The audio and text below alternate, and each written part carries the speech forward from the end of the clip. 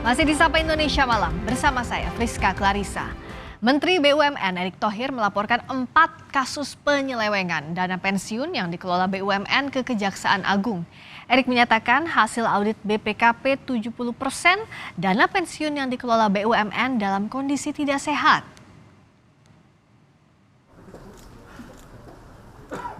Menteri BUMN Erick Thohir kembali melakukan program bersih-bersih BUMN. Selasa kemarin, Erick Thohir menyerahkan hasil audit dana pensiun BUMN. Erick menyatakan Badan Pengawasan Keuangan dan Pembangunan atau BPKP telah mengaudit 48 BUMN yang mengelola dana pensiun.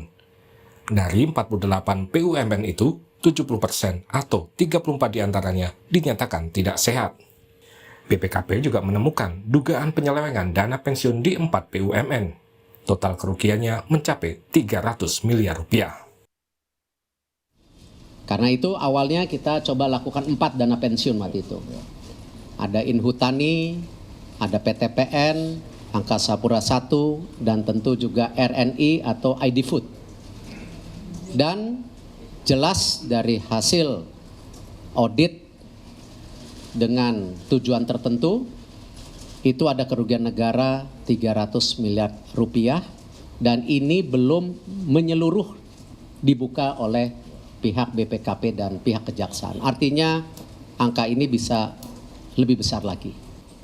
Saya kecewa, saya sedih karena pekerja yang sudah bekerja puluhan tahun yang tentu kurang itu hasilnya dirampok oleh oknum-oknum yang biadab. Kepala BPKP Muhammad Yusuf Ateh menyatakan 2 dari 4 dana pensiun BUMN yang diaudit terindikasi fraud atau melakukan penipuan. Dari 4 sampling ini kami juga mengambil sampling transaksi investasi itu 10%. Di 10% dari sekira nilai-nilainya kira-kira 1,125 triliun. Dan kami menemukan memang transaksi-transaksi investasi ini beberapa dilakukan tanpa memperhatikan prinsip tata kelola yang baik. Bahkan dari 4 ini 2 dana pensiun ada indikasi fraud yang tadi disampaikan oleh Pak Menteri BUMN.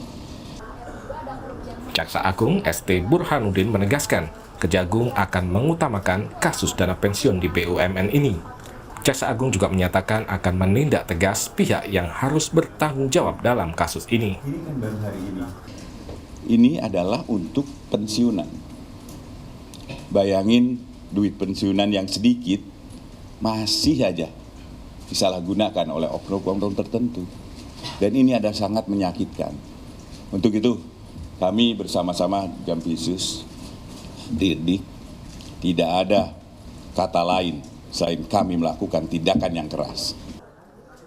Setelah mengaudit 4 dana pensiun BUMN, Kementerian BUMN dan BPKP akan melanjutkan audit dana pensiun BUMN lainnya pekan depan. Tim Liputan, Kompas TV.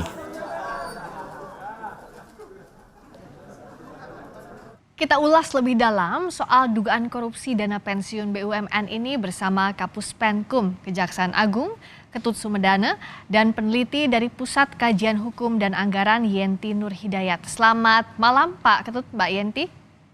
Selamat malam Mbak Friska, apa kabar? Kabar baik, terima kasih sudah hadir. Semoga kabar baik juga Pak Ketut dan Mbak Yenti. Saya ke Pak Ketut terlebih dahulu. Pak Ketut, jadi hasil audit dana pensiunan ini baru diserahkan 2 hari lalu ya ke Kejaksaan, tapi Kejagung tentu sudah punya gambaran.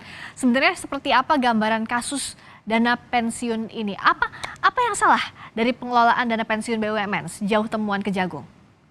Jadi gini, kita bukan yang pertama kali ya menerima kasus Dapen ini ya. Dulu ada juga kasus yang namanya Jiwasraya, Asabri, kemudian ada juga kasus yang terakhir diserahkan itu adalah Dapen Pelindo, dan yang 4 kemarin diserahkan itu hampir mirip semua modus yang dilakukan, yaitu dengan lakukan reinvestasi yang keliru, di mana mereka membeli atau menggunakan saham-saham yang non LQ45 non liquid, sehingga inilah yang menyebabkan ini menjadi kerugian yang begitu besar. Salah satu contoh Jiwasraya sampai triliunan. Nah, kemarin yang surprise bagi kita bahwa ini sudah dilakukan suatu audit oleh teman-teman BPKP, sampingnya 10% sudah mendapatkan kerugian yang sangat signifikan, yaitu 314 miliar. Seperti itu, Mbak.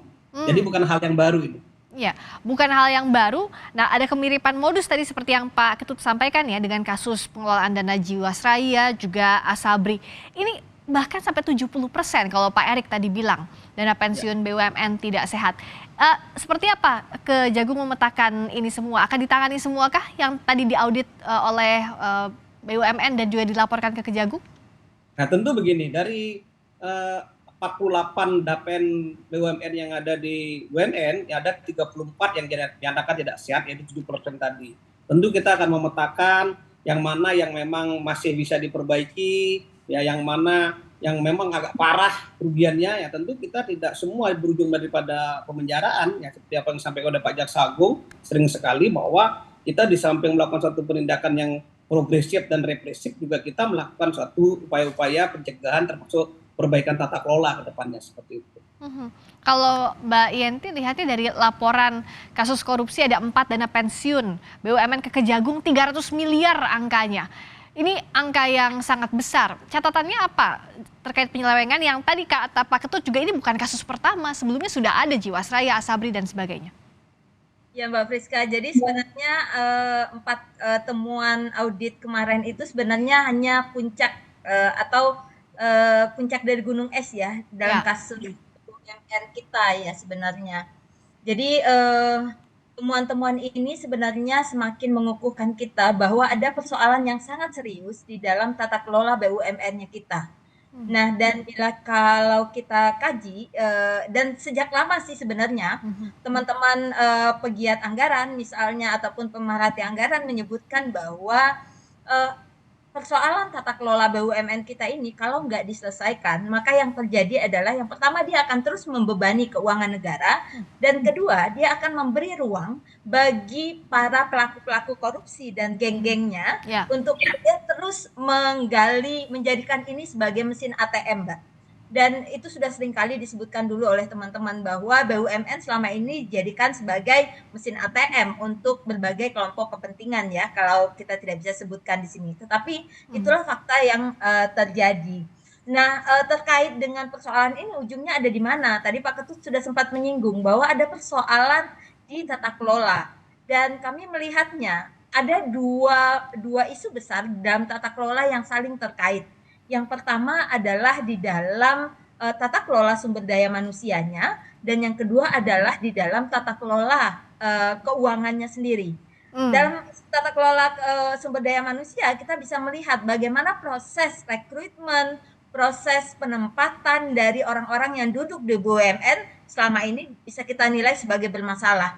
Pernah waktu itu teman-teman misalnya di Fitra menyebutkan bahwa ada rangkap jabatan antara ASN, pejabat-pejabat di kementerian dengan yang ada di BUMN. Nah, ini persoalan yang mendasar karena jelas di undang-undangnya, Undang-Undang 9 tahun 2003 tentang BUMN disebutkan bahwa nggak boleh ada rangkap jabatan. Nah, kemudian juga komisarisnya. Kita tahu betul bagaimana penempatan komisaris-komisaris di BUMN itu sangat terkait erat dengan keberadaan partai politik dan politik kepentingan di negara kita. Nah, itu kalau dari sumber daya manusianya. Terus dari dari tata kelola keuangannya, kita bisa lihat bahwa apakah aspek transparansi, akuntabilitas itu kemudian diterapkan secara baik atau tidak di dalam pengelolaan keuangan BUMN ini.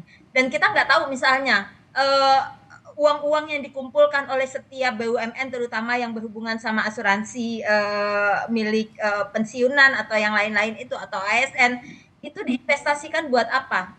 Apakah kemudian dihitung resikonya? Apakah kemudian ada mekanisme untuk mengontrol resiko dan menghitung semua resiko-resiko yang dikeluarkan untuk setiap investasi yang kita nggak jelas juga. Semacam itu Pak Friska. Ini kan nanti akan juga masuk dalam ranah penyelidikan juga ya Pak Ketut ya. Bagaimana sampai bisa ada reinvestasi tapi akhirnya berbuah kerugian. Nah, tapi kalau bicara soal penyelesaian kasusnya, arahnya Pak Ketut, apakah ini akan ke pidana atau juga perdata? Karena kalau kita lihat dari perspektif korban, tentu saja yang diinginkan ganti rugi atas hak yang mereka miliki begitu dari kerugian yang diderita. Bagaimana Pak Ketut? Saya contohkan di kasus Jiwasraya sama Asabri ya. Kalau saya mengacu kepada dapen-dapen yang sebelumnya juga sudah mengarah kepada tindak pidana korupsi. Ya, di mana dalam tindak pidana korupsi itu ya sudah tentu kita akan bagaimana caranya mengembalikan keuangan negara ini secara signifikan dulu. Bagaimana kita memetakan apakah ada yang bisa kita kembalikan seperti kasus Jiwasraya, kita mengalihkan 1,9 triliun kepada negara dan saat ini juga sudah dicicil mengenai nasabahnya semua ya. Kalau tidak dibawa ke ranah pidana, efek jerahnya tidak ada jelas. Kemudian cara pengambilan aset-aset yang dibawa oleh pelaku tindak pidana ini juga akan menjadi hilang kalau kita membiarkan dengan kasus perdata biasanya. Nah, untuk yang tadi saya petakan ada 48, kemudian ada 34 yang tidak sehat. Mungkin ini yang kita akan lakukan pemetaan. Yang mana kira-kira yang kita prioritaskan untuk kepidana, prioritaskan untuk perbaikan manajemen atau pencegahan, termasuk juga pengawasan sehingga nanti bagaimana mewujudkan good governance, corporate governance ke depan seperti itu. Oke, kalau tadi perbaikan manajemen dan tata kelola berarti bisa juga ini tidak masuk ranah hukum kalau bicara soal perbaikan, terlepas yang pidananya Pak Ketut. Nah, biasanya begini, ketika kita masuk dalam satu BUMN atau perusahaan ya atau seperti Garuda contohnya seperti Jiwasraya dan Asabri dan sekarang Pelindo yang lagi tahap 2 persidangan ya, kita tidak ansih untuk melakukan satu penindakan atau melakukan pemenjaraan kepada satu tindak pidana, tetapi yang kita kejar adalah bagaimana mengembalikan keuangan negara terlebih dahulu, kemudian bagaimana memperbaiki manajemen perusahaan sehingga menjadi sehat, sehingga kita tidak menutup begitu saja masyarakat menjadi rugi, negara juga menjadi rugi. Nah, yang itu yang kita pikirkan sehingga penindakan tetap kita laksanakan, upaya-upaya perbaikan juga kita lakukan secara bersinambungan, secara bersamaan gitu. Seperti itu biasanya yang pola yang kita pakai di kejaksaan seperti itu. Oke, selain proses hukum yang berjalan, Mbak Yenti, bagaimana kalau dari perspektif Anda untuk menyehatkan atau memperbaiki kesalahan sistem di BUMN kalau bicara soal tata kelola anggaran tadi yang Mbak Yenti sampaikan juga? Ya, tapi sebelum saya menjawab itu, menyambung sedikit dari pembicaraan Mbak Friska dengan Pak Ketut, saya pikir ini ada 2 hal yang harus dipisah ya. Persoalan korupsinya itu adalah persoalan pidana. Tetapi kemudian persoalan tata kelola adalah persoalan yang lain yang harus dibereskan dengan kebijakan dan kemudian memperkuat mekanisme pengawasan baik internal ataupun eksternal. Dan yang terakhir menurut saya yang harus mulai dibiasakan di dalam aspek tata kelola itu adalah bagaimana mengoptimalkan peran serta masyarakat sebagai salah satu aspek pengawasan terhadap kerja-kerja BUMN ini. Jadi masyarakat juga dilibatkan, ini yang harus jadi catatan, tapi Pak Ketut juga dari Kejaksaan Agung akan terus mengawal kasus ini sampai tuntas agar tadi bisa di breakdown ya Pak ya, mana yang pidananya, mana untuk perbaikan dan sebagainya. Jadi begini, di samping kita melakukan satu perbaikan tata kelola ya dengan melibatkan teman-teman dari Datun Pendata Nasional Negara di JPN, juga kita melakukan pengawasan sampai mengawal bagaimana ini menjadi sehat. Salah satu contoh Garuda, kasus Garuda awalnya sudah tidak bisa diselamatkan, kita melakukan pola-pola penyelamatan, kemudian kita kawal mereka sampai kemarin ada progresnya 4,7 triliun menjadi keuntungan dari PT Garuda. Ini yang kita lakukan ke depan. Jadi kalau kita langsung tutup begitu saja tanpa ada suatu perbaikan, tanpa satu impact terhadap suatu perusahaan dan masyarakat yang mempunyai dana di sana, nanti kasihan masyarakatnya dan kasihan company-nya seperti itu. Oke, pidana ada untuk ultimum remedium, langkah terakhir, tapi di sisi lain juga perbaikan juga harus dilakukan secara bersamaan, bukan hal yang terpisah begitu ya. Terima kasih Pak Ketut Sumedana, Kapus Penkum Kejaksaan Agung dan peneliti dari Pusat Kajian Hukum dan Anggaran, Mbak Yenti Nur Hidayat telah bergabung di Sapa Indonesia Malam. Terima kasih. Terima kasih.